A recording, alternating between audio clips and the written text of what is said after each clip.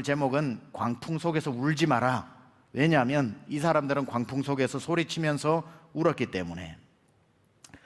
왜 광풍 속에서 울면 안 되는지 그 이유를 오늘 좀 설명을 하려고 합니다. 먼저 왜 광풍 속에서 울었는지를 한번 살펴보고, 왜 울었는 이 사람들이 울면 안 되는지를 가지고 마지막에 여러분에게 결론하도록 하겠습니다. 우선 이 배에 올라탄 276명이 광풍 속에서 무슨 일을 만났길래 이리 통곡하면서 울고 있었을까? 그들의 처량한 신세를 한번 살펴보도록 하겠습니다. 첫째, 그들의 신세는 뭐냐? 쫓겨다니는 신세였습니다. 어떤 신세라고요? 쫓겨다니는 신세. 27절 상반절은 이렇게 기록합니다. 열나흘째 되는 날 밤에 우리가 아드리아 바다에서 이리저리 쫓겨가다가, 참 처량하죠? 이리저리 쫓겨가고 있었다는 겁니다. 망망대해에서 키를 가지고 가고 싶은 대로 좌로 우로 갈 수도 없고 그걸 배에 다 던져버렸더니 바람이 부는 대로 이리저리 쫓겨다니는 사람이 되었다는 겁니다. 우리 인생 같지 않습니까? 우리 인생에도 보면은 쫓겨다니는 인생이 있습니다. 쫓겨다니는 인생. 바쁘게는 사는데 목표는 없고, 바쁘게는 사는데 어디로 가야 할지 모르고, 그냥 바쁘게 살면 되는 줄 알고 바쁘게 살다가 얻은 건 병뿐이고 이룬 건 아무것도 없고, 그래도 여전히 강박관념에 쫓겨다니는 사람들이 있다는 겁니다. 골든 맥도날드의 책 내면 세계의 질서와 영적 성장이라고 하는 책이 있습니다. 이 골든 맥도날드는 내면 세계의 질서와 영적 성장이라는 책에 세상에는 세 종류의 사람이 있다고 이야기합니다. 세 종류의 사람. 첫 번째, 어떤 사람이 있는가? 쫓겨다니는 사람이 있다. driven person, 쫓겨다니는 사람. 어디에 driven 돼서 다니는 사람.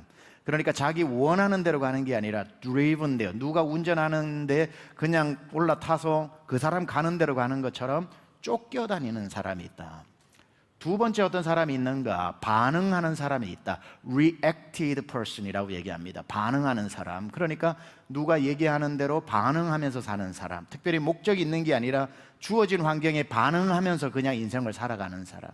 세 번째, 어떤 사람이 있는가? called person, 부름받은 사람이 있다. 이렇게 이야기합니다. 그러니까 사람의 종류에는 쫓겨다니는 사람, driven person이 있고, 그 다음에 반응하는 사람, reacted person이 있고, 그 다음에 부름받은 사람, called person이 있다는 거지요. 조금 더 자세히 살펴보면 쫓겨다니는 사람, driven person은 어떤 사람인가? 이 사람은 늘 바쁘게 사는 강박증으로 사는 사람입니다. 목표를 이루는 것이 목적이고, 성과가 잘 나오면, 이 책에 나오는 내용을 좀 서머라이즈 하는 겁니다. 성과가 잘 이루어지고 나면 그때야 자기 존재가 이제 의미가 있고, 쫓겨다니는 사람이, 누구든지 좀 쫓겨다닐 수 있지만 쫓겨다니는 사람의 특징이 뭐냐면 비정상적으로 바쁘다라는 겁니다. 그리고 유난히 경쟁심이 강하고, 특별히 이겨야 될 이유는 없지만 지고는 못 살고, 그렇게 해서 늘 저 사람 이겨야 되고, 이 산을 넘고 나면 이제는 저 사람 이겨야 되고, 저 사람 이기고 나면 이제는 저 사람보다 먼저 가야 되고, 그렇기 때문에 항상 드리븐 되어 있기 때문에 뭘 하다가 반대에 부딪히게 되면은 격렬하게 분노를 하는 그러한 성격이 있습니다. 왜 그렇게 바쁘게 사냐고 물어보면 세상이 어디 그래 만만한 줄 아냐고, 안 바쁘고 어떻게 사냐고 그렇게 이야기합니다. 그러니까 대표적으로 이 어떤 사람이냐면, 이상한 나라의 앨리스에 보면은 흰 토끼와 같습니다. 시계를 들고 늘 바쁘다 하고 뛰고, 어디 가냐고 바쁘다 하고 뛰어다니는 하얀색 토끼처럼 인생을 그렇게 사는 사람 있습니다. 입에서 늘 나오는 말이 바쁘다. 두 번째는 어떤 사람이냐? 말했듯이 reacted person이라고 반응하면서 사는 사람이 있습니다. 이 사람은 목표를 가지고 가다가 목표를 잃어버리는 사람입니다. 왜 잃어버리냐면, 누가 자극을 하면 그 사람하고 그 문제 해결하느라 뭘 위해 가고 있는지를 잊어버리는 사람. 그러니까 무슨 목적을 위해서 열심히 가다가 옆에서 누가 시비를 걸면 목적지향적인 사람은 너랑 싸울 시간 없어 하고 목적을 향해 가는데, 이 반응하는 사람은 가던 길을 잊어버리고 너 지금 뭐라 그래서 방금? 그리고는 그 사람하고 죽이니 살리니 하면서 조그만한 일에 발끈발끈 화를 잘 내는 사람. 그냥 무덤덤하게 지나가도 되는데 자존심이 상했다 그러고 날 무시했다 그러고 하면서 분노하고 이기려고 준비하고 밤새도록 괴롭힐 계획을 짜는 사람. 그러니까 이런 사람들은 부부 중에 한 명만 reacted person이 있어도 부부싸움 정말 괴로워집니다. 부부싸움도 목적을 가지고 하면, 목적이 이루어지면 빨리 끝나는데, 뭐 때문에 부부싸움이 시작했다가 부부싸움을 한 목적은 잃어버리고 말꼬리 하나 잡고 방금 뭐라 그랬어? 왜? 방금 뭐라 그랬냐고. 그냥 넘어가. 아니 뭐라 그랬냐고. 그거 가지고 이제 막 싸우다가 밤 꼬박 새는 사람이 있는 거죠. 그러니까 처음에는 반찬이 왜 이래 하고 시작을 했다가 끝날 때는 말꼬리에 서로 상처를 주면서 이혼하느니 마느니까지 가버리는 이런 사람들이 반응하는 사람이죠. 그런데 이제 세 번째는 어떤 사람인가? 그건 부름받은 사람입니다. 쫓겨다니는 사람도 아니고 반응하는 사람도 아니고 called person, 부름받은 사람. 이 사람은 사명자라고 얘기하죠. 사명자, 하나님의 사람. 그러니까 쫓겨다니는 사람은 자기가 가고 싶은 데로 가는 거고요. 부름받은 사람은 부르신 곳으로 가는 사람입니다.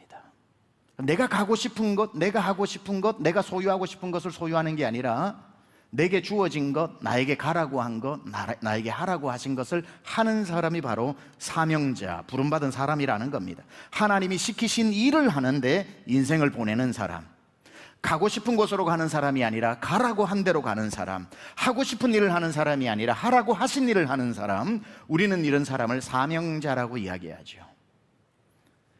사명자는요, 손에 있어도 자기 소유라고 생각하지 않습니다. 그냥 맡겨주셨다라고 생각한 청직이라고 생각을 하죠. 무슨 일을 열심히 해도 내가 이 일을 이루어야 된다라고 하는 집착이 없는 겁니다. 주께서 이루시고 나는 그분께 쓰임받는다라고 생각을 하는, 부름받은 사람은요, 사명자는 최선을 다해 살지만 집착하지 않습니다. 그래서 집착하지 않기 때문에 거기에서 뭐가 오냐면 평안이 와요. 여유가 온다고요. 똑같이 쫓겨다니는 사람하고 부름받은 사람이 똑같은 일을 해도 부름받은 사람은 왠지 모를 여유가 있고 쫓겨다니는 사람은 아무리 잘해도 부족한 듯 거기에 대한 좌절감, 강박증을 가지고 산다는 겁니다.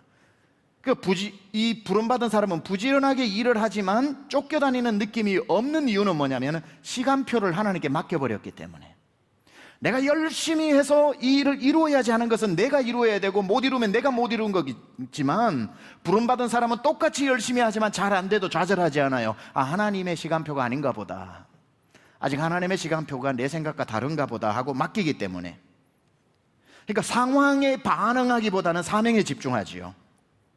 인생의 목적은 분명하되 그것이 내 자존심이나 존재감이나 성취감이나 내 목적을 이루는데 내가 들어있는 것이 아니라, 그래서 그걸 이루면 과대평가하고 못 이루면 과소평가하는 이런 어리석은 사람이 되지 않는 거지요.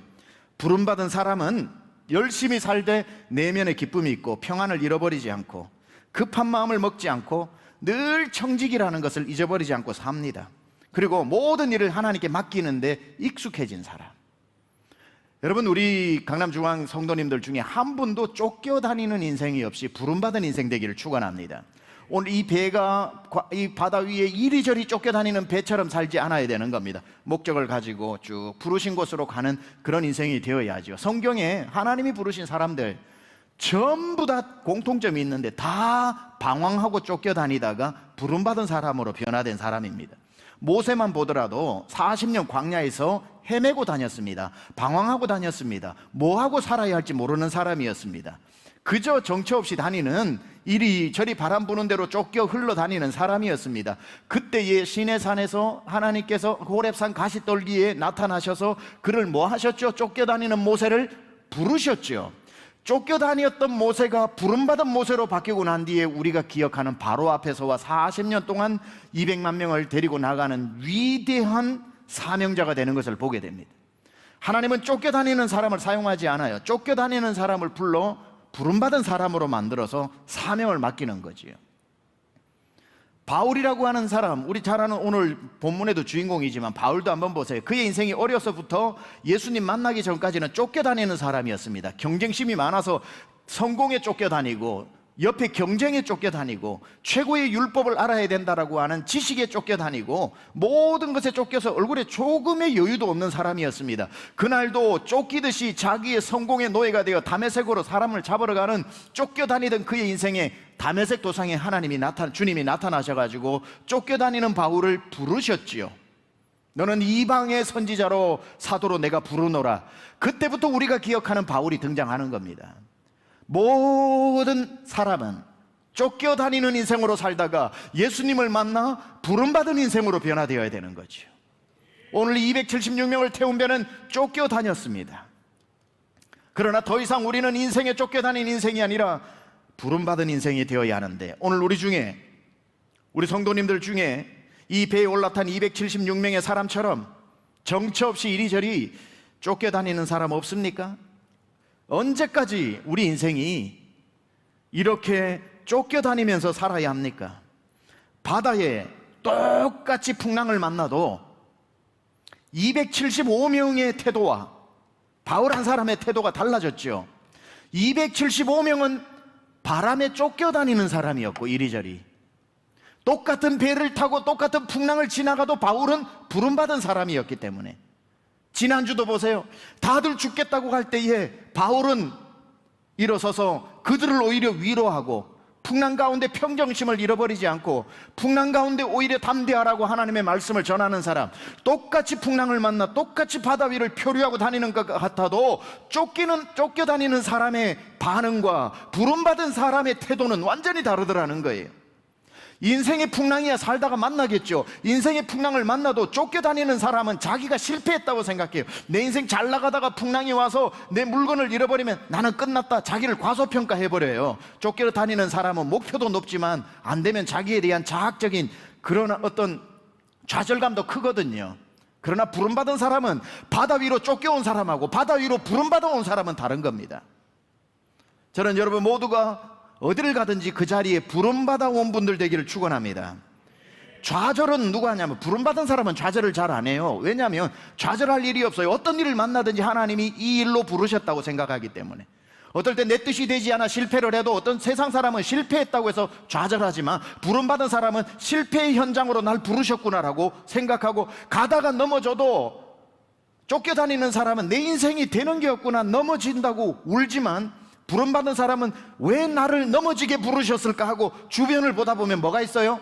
떨어진 다이아몬드가 있다니까요.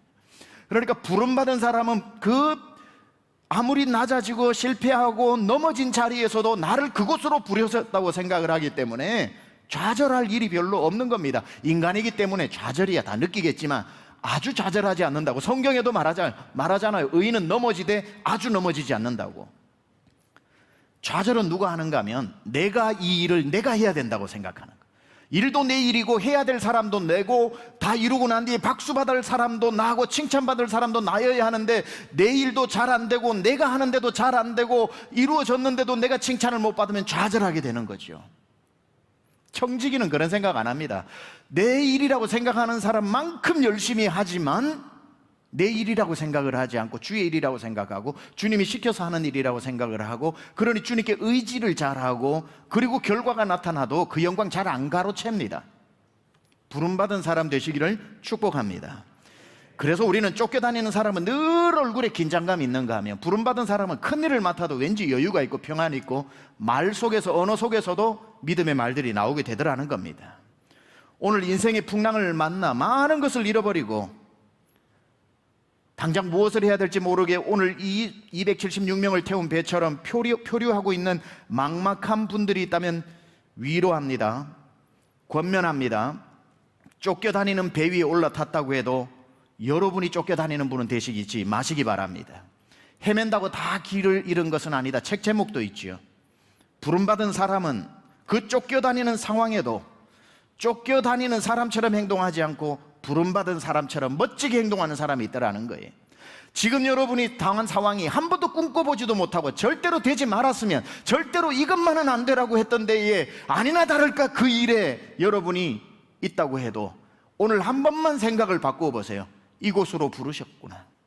주님이 이 일로 부르셨구나. 주님, 부르신 주님이시니 주께서 나와 함께 하시고 이 일을 또 통해서 무엇인가 이루실 줄 믿습니다. 뜻없이 부르는 장소가 없기 때문에. 절대로 사랑하는 여러분, 부름받아 사는 사람의 여유를 잃어버리지 마시기를 축복합니다. 자, 이 사람들이 첫 번째 광풍에서 통곡할 수밖에 없었던 이유는 쫓겨다니는 인생이었기 때문에, 신세였기 때문에. 두 번째 통곡할 수밖에 없었던 신세는 뭐였는가 보니 밤을 만난 신세였다는 겁니다. 뭘 만난 신세라고요? 밤을 만난 신세. 27절 후반절 같이 한번 읽어볼까요? 시작.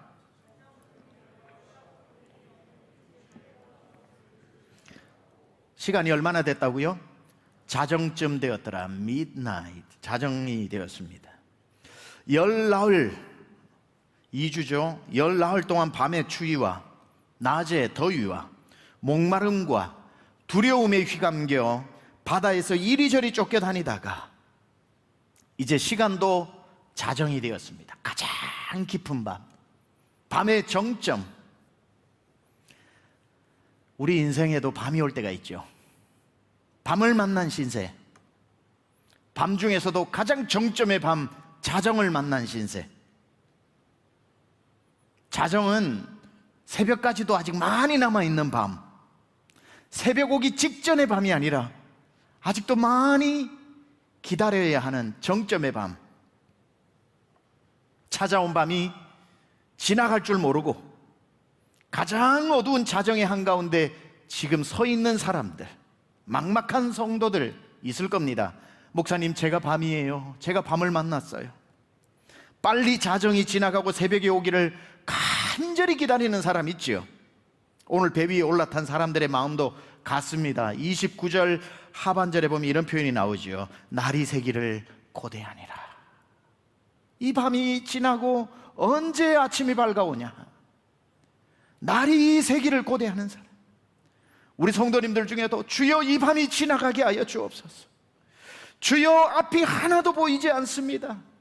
주여 이 밤이 어느 때까지니까. 주여 내가 한밤중에 깨어 기도합니다. 부르짖습니다. 내 인생에도 언제 새벽이 밝아옵니까? 아무리 고대하고 기다려도 여전히 밤인 사람들 이 중에 있을 겁니다. 날이 새기를 기다리는 사람들이 있습니다. 우리 성도님들 중에 특히 코로나 지나면서 밤을 만난 분들 많이 있겠죠. 빨리 코로나가 끝나기를, 또는 이 비즈니스를 하면서 이 단계가 내려가기를 새벽을 간절히 기다리며 하나님 내 인생의 동력에도 해가 뜨기를 원합니다. 하나님 내 인생에 한 줄기 빛이라도 줬사오니 비추어 주옵소서. 밤에 새벽을 기다리는 성도가 어디 한두 사람이겠습니까? 그럼 여러분, 밤을 만난 사람은 그 밤을 어떻게 보내야 할까요? 밤을 만나는 건 확실한데 밤을 지내는 법을 모르는 성도에게 오늘 가르쳐 드리겠습니다. 어차피 만나버린 밤, 어둠을 탓한다고 어둠이 떠나가지 않죠. 그리스도인들이 자정이라고 하는 밤의 한가운데 있을 때 그 밤을 이기는 법을 가르쳐 드리겠습니다. 성경에 보면은 짙은 어둠의 밤을 만났다가 그 밤을 물리친 한 사람의 이야기가 나옵니다.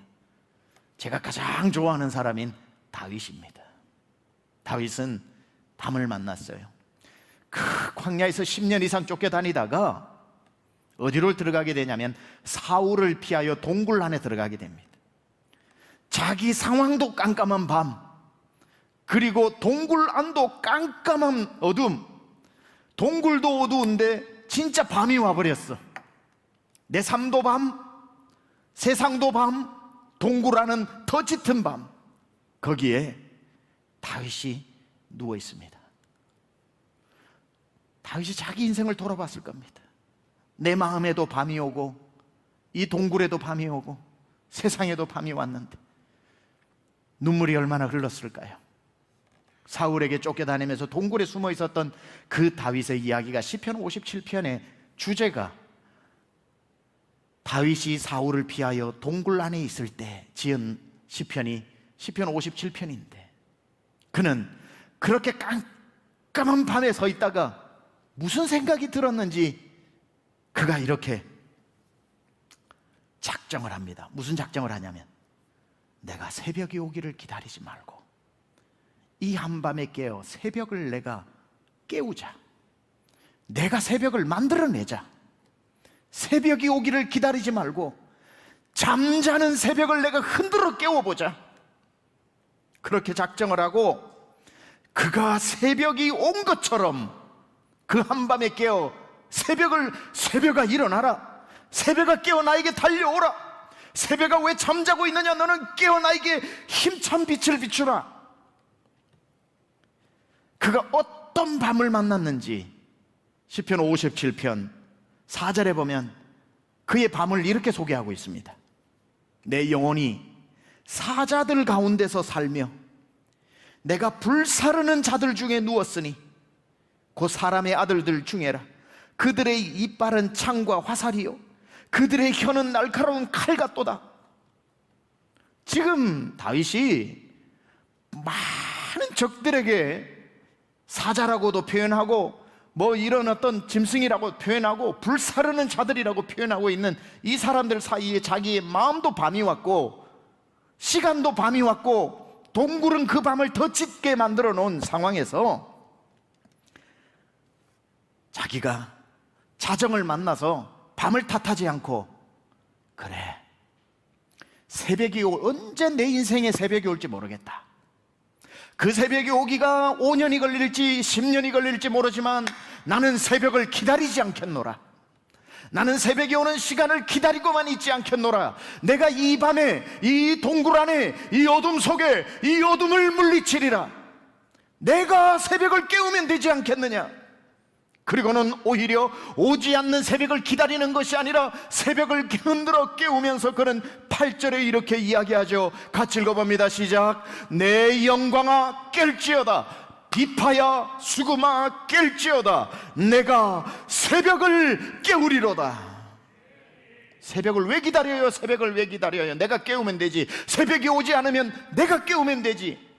아유 목사님 새벽이 오지 않는 새벽을 어떻게 깨우냐고요? 예, 그 새벽은 기다리면 오겠지만 그 새벽보다 날이 밝으면 오는 새벽보다 먼저 깨워야 되는 게 뭐냐면 내 마음에 드리워진 어둠을 물리치고 내 마음의 새벽이 먼저 와야 하는 겁니다. 다윗은 지금 진짜 아침에 새벽이 오라는 것이 아니라 이 어둠보다 더 무서웠던 자기 마음에 드리워진 어둠. 하나님, 밖의 어둠이야 해가 뜨면 사라지겠지만 내 마음의 어둠은 내가 깨워 새벽을 깨워야 하겠나이다. 오늘 밤을 만난 성도님들, 기다린다고 좋은 날 오는 게 아니에요. 가만히 있다고 좋은 날 이제 그냥 고대하고 있다고 오는 게 아닙니다. 여러분이 밤을 만났다면, 진짜 상황의 밤을 만나고 삶의 밤을 만나고 힘든 일을 만났다면 여러분의 마음에 밤이 찾아왔으니 이 밤부터 물리치시기 바랍니다. 비파야 깰지어다 수금아 깰지어다 내가 새벽을 깨우리로다. 내 마음의 어둠이라도 내가 먼저 물리쳐야겠다. 오지 않는 새벽을 기다리지 말고 마음의 새벽을 깨우고 나면 세상의 새벽도 여러분에게 찾아올 줄 믿습니다. 그래서 다윗도 오지 않는 진짜 새벽을 깨운 것이 아니라 그의 마음에 드리워진 어둠을 물리치고 새벽을 깨우기로, 그래서 약해져 버린 자기 마음에 새벽을 오기 위해서 그가 뭐라고 고백하냐면 7절, 하나님이여 내 마음이 확정되었고 내 마음이 확정되었사오니 내가 노래하고 내가 찬송하리이다. 보세요, 자기 마음에 어둠이 오니까 마음이 벌써 자신 없어지고 두려워지고 막 눌림이 있고 그런 걸 알고, 아, 내 마음에 어둠이 왔구나, 내 마음에 어둠이 왔구나. 내 마음의 어둠을 물리치고 새벽이 오기 위해서는 내 마음을 다시 주님 앞에 확정해야 되겠구나. 내 마음을 다시 고쳐 먹어야 되겠구나. 그리고 내 입을 열어 내가 노래하고 내가 이 밤에 새벽이 온 것처럼 찬송해야 되겠구나. 여러분, 자정에 새벽에 찬송을 해보세요. 남들이 저 동굴에는 새벽이 왔나? 한밤중에 새벽이 온 사람처럼 노래를 하는 겁니다. 누가 그런 노래를 부를 수 있어요? 마음이 확정된 사람. 내가 한밤에 깨어 좌절하지 않고 주를 찬송하겠다고. 여러분, 코로나 중에 코로나 직격탄을 맞이한 사람처럼 사는 사람이 있는가 하면 마음의 어둠을 허락하지 않고 마음의 새벽을 유지하는 사람이 있어요. 주여, 내 마음은 흔들리지 않겠습니다. 내 사업이 흔들리고 내 삶이 흔들리고 내 모든 계획들이 흔들리고 있어도 내 마음만큼은 요동치 않겠나이다. 내가 찬송하고 노래하기를 멈추지 않겠나이다. 그러고는 아마 다윗이 그 마음이, 이건 마음의 문제구나. 세상의 어둠이 온 게 아니라 내 마음의 어둠이 왔구나. 내가 이 어둠을 물리치고 이 동굴 안에서 내 마음에라도 새벽이 와야 되겠구나. 내가 찬송해야 되겠다. 내가 노래해야 되겠다. 그때 빡쩍 드는 생각이 뭔 줄 아세요? 수금 어딨지? 비파 어딨지? 여러분, 다윗은 목동으로 있을 때부터 비파를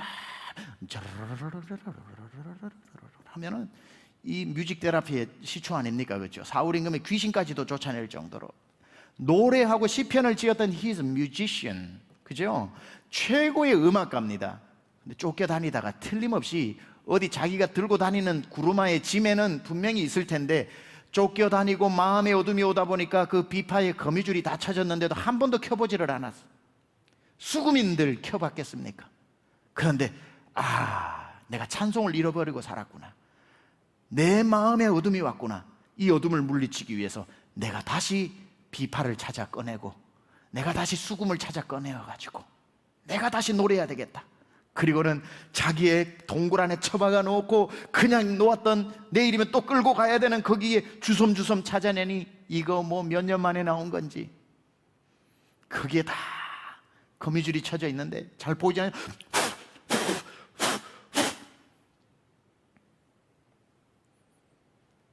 그때부터 그 동굴 안에서 이 비파를 연주를 하는데, 동굴이 원래 노래 못 부르는 사람도 노래가 잘 부르게 들리는 것이.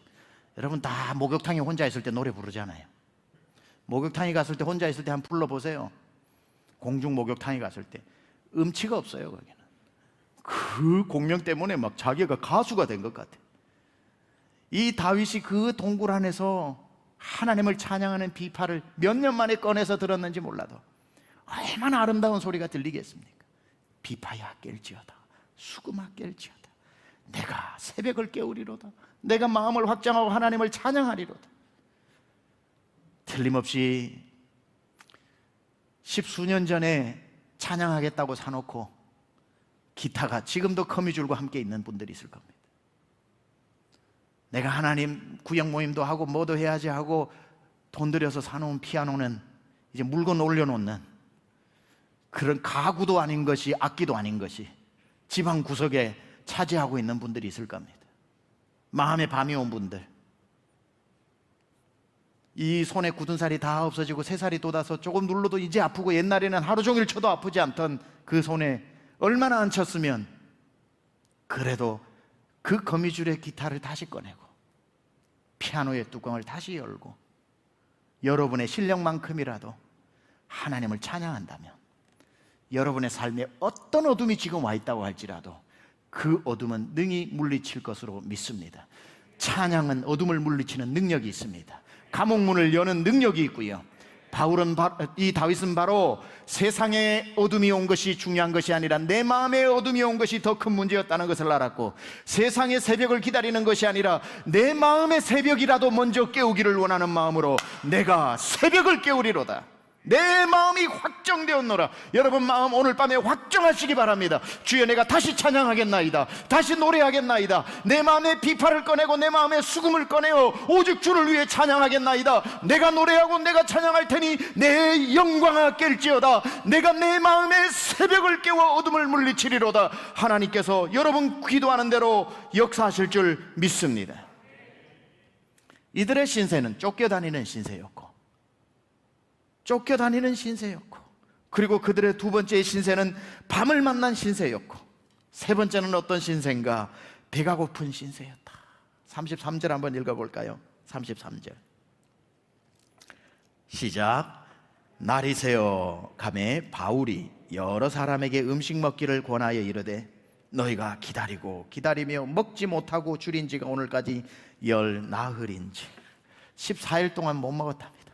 14일 동안 쫓겨다니는 것도 서럽고 밤을 만난 것도 서럽지만 아무래도 서러움 중에 최고의 서러움은 배고픈 서러움 아닙니까? 배고픈 서러움. 이제 마지막 남은 음식을 이들이 먹고 그것도 배를 가볍게 해야 되기 때문에 바다에 다 버려야 되는 마지막 한 줌의 음식을 입안으로 털어넣는 이 배고픈 사람들,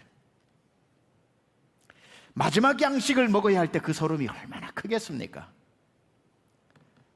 우리 중에도 지금 생계가 막막해진 분들 적잖게 계실 겁니다. 남에게 차마 말을 못하고 괜찮은 척하지만 실제로는 너무너무 하루하루 줄타기를 하고 있는 분들도 많을 겁니다. 살아온 게 있고 내 이미지가 있어서 남들에게 힘들다는 말 차마 못하고 있어서 그렇고 안 힘든 척해서 그렇지 힘든 분들 많을 겁니다. 카드로 생활비를 돌려막기 하면서 버티는 분들도 계실 테고, 가게세가 밀려버린 분들, 생계가 어려운 분들이 코로나의 장기화로 더더욱 어려워지고 있는, 배고픔으로 비교되어지는 서름을 가진 분들이 많이 있을 겁니다. 오늘 배에 올라탄 276명은 마지막 음식을 먹었습니다. 마지막 음식을 먹었으니 얼마만큼 버틸 수 있냐면 배 안에 있는 음식의 열량만큼 버틸 수 있는 겁니다. 소망이 없는 사람들입니다. 자, 오늘 이 사람들이 광풍 가운데서 왜 울었던가? 광풍이라고 해서 울지 마라 그랬는데 이들은 광풍 속에서 왜 울었는가? 쫓겨다니는 신세였고, 밤을 맞는 신세였고, 배고픈 신세였으니 어찌 통곡이 나오지 않겠습니까? 그런데 왜 제가 울지 말라고 했는가? 이 끝날 것 같지 않았던 이 암담한 상황의 끝을 알리는 단어 하나가 오늘 본문에 정광석화처럼 등장을 합니다. 이 모든 것을 반전시키는 단어 하나가 등장을 합니다. 바로 39절에 나오는 단어입니다. 이런 단어가 시작을 합니다. 날이 새매. 날이 새매. 소망을 알리는 단어죠. 어둠이 지나가는 단어입니다. 하나님은 여러분을 밤 한가운데만 영원히 두기를 원치 않으십니다. 하나님은 여러분의 어둠에 씨름하고 있을 때에 여러분에게 줄 새벽을 빚어 만들고 계십니다. 그리고는 여러분에게 주실 것입니다. 날이 새매. 오, 모든 우리 성도들의 삶에 날이 새기를 축원합니다. 드디어 이 사람들이 날이 새었고 하나도 보이지 않던 바다가 눈에 들어오고, 자기들이 어디에 있는지 몰랐는데 날이 새고 난 뒤에 성경을 보니까 날이 새고 눈이 밝아지고 세상이 보이고 나니까 희한한 일이 일어나요. 날이 새고 봤더니 이게 웬일입니까? 망망대바다 한가운데 있을 줄 알았는데 그들이 항구에 인접한 육지에 와 있더라는 거예요. 벌써 밑에 산호초가 보이고 보니까 앞에 육지가 보이고, 날이 어두워 밤일 때는 지중해 아드리안 해의 한가운데 아직도 떠 있는 줄 알았는데 날이 새고 보니 바다 한가운데가 아니라 육지 옆에 와 있더라는 겁니다. 무슨 뜻입니까? 내가 한밤을 지나고 있다고 생각하는 그 시간에 하나님은 그들을 육지로 인도하고 계셨다는 거예요. 그들을 살리기 위해 하나님이 그 밤에 그 어둠 속에서도 하나님의 손으로 육지로 몰아가고 있더라는 겁니다. 오늘 여러분이 아무리 어둠 속에 나는 이제 완전히 한밤에 한가운데 바다 한가운데 있다고 생각해도 오늘 본문의 말씀처럼 하나님의 손이 여러분을 육지로 여러분을 살릴 육지로 인도하고 계시는 줄 믿습니다. 그리고 그 결과가 뭐냐면 44절 후반절인데 마침내 사람들이 다 상륙하여 구조되니라. 마침내 사람들이 다 상륙하여 구조되니라. 눈을 뜨고 보니 보이는 겁니다. 날이 새고 보니까 고백하는 겁니다. 아, 어젯밤 하나님이 안 계신 줄 알았는데 어젯밤 하나님이 우리를 육지로 몰고 계셨구나. 어둘 때야 불평하죠. 어둘 때야 하나님도 없다 그러죠. 아무것도 보이지 않을 때 하나님이 날 떠났다고 생각을 하죠. 신이 있기는 어디냐고 그러는데 날이 밝고 보니 어젯밤의 말이 다 부끄러울 정도로 어젯밤에 우리가 불평하는 중에도 하나님은 손을 거두지 않고 우리를 육지로 살리고 계셨구나. 오늘도 하나님의 손이 여러분을 살리기 위해 일하고 계시는 줄 믿습니다. 하나님 어디 계셔? 하나님 계시면 나 이럴 수 없지. 하나님 계시면 왜 이렇게 어려움이 와? 여러분 입에는 불평이 나와도 사랑 많으신 하나님은 여러분의 인생을 살리기 위해 밤새도록 일하고 계신다는 거예요. 그리고는 아침에야 눈을 떠보니 아이고, 우리가 이 육지의 당도에 있구나. 하나님이 우리를 버리지 않고 불평하는 중에도 사랑 많은 하나님이 나를 살리려고 그분의 손으로 날 이곳으로 이끄셨구나. 그 하나님의 손이 오늘 여러분 가운데서 일하고 계시는 줄 믿습니다. 우리는 풍랑 만나 죽었다 생각하고 열나흘 동안 고생만 한다 생각하고, 그런데 그 풍랑 속에서도 하나님은 또 인도하여 자기들이 생각하는 것보다 훨씬 더 멀리, 훨씬 더 로마에 가까이 멜리데 섬까지 하나님이 인도하시더라는 거예요. 태풍은 우리의 인생의 역풍으로 우리 인생을 방해할 수도 있지만, 우리는 태풍 한가운데 원망하면서 죽은 것 같아도 로마로 가는 것을 더 빨리 가게 만드시는 하나님의 손길이 있더라는 거예요. 베닉스로 가려고 했는데 하나님은 야, 베닉스 가지고 성에 안 찬다, 멜리데까지 하시면서 하나님은 우리를 인도해 가시니, 제가 여러 번 부르는 좋아하는 찬송, 이 풍랑으로 인하여 더 빨리 갑니다. 가다가 풍랑을 만났는데 왜 풍랑이냐, 내 인생 그렇지 뭐, 나는 풍랑 없는 적이 없더라고, 이렇게 원망하는데 나중에 멜리데 섬에 도착하면서 이 사람들이 부르는 찬송이 뭡니까? 그 풍랑으로 인하여 더 빨리 왔네요. 때로는 여러분의 삶에 풍랑이 잠자는 영혼도 깨우고 어둠도 물리치고 새벽도 오게 하고 내가 세운 계획보다 더 멀리 가게 하고, 하나님은 바울을 로마로 보내겠다라고 계획하셨으면 그 계획은 반드시 이루어질 것입니다. 유라굴로가 아무리 방해를 해도 하나님은 유라굴로를 이용하셔서 내가 세운 계획보다 더 빨리 가게 할 것입니다. 아무리 곡선으로 우리를 굽어돌게 해도 하나님은 직선으로 활용하실 것입니다. 아니, 지름길로 활용하실 것입니다.